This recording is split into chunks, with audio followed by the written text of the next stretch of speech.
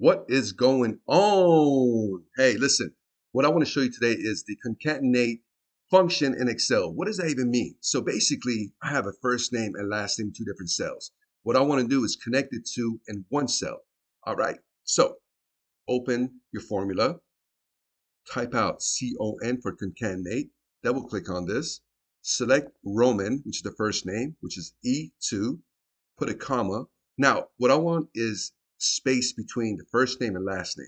So the way I would do that is you open up your quotation, put a space, close your quotation, put a comma.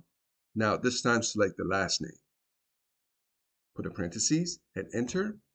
There you go. Now, if you don't want a space in between, I don't know why you don't want to because it looks better, but you don't need the quotations.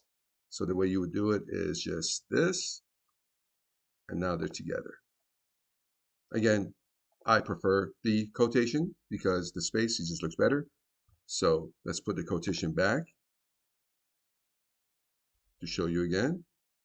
Hit enter. There you go. Now, double click on this little pretty little box here and see what happens. All the names have been concatenated. Let me show you the formula so you can copy it for your own lessons. Thanks for watching.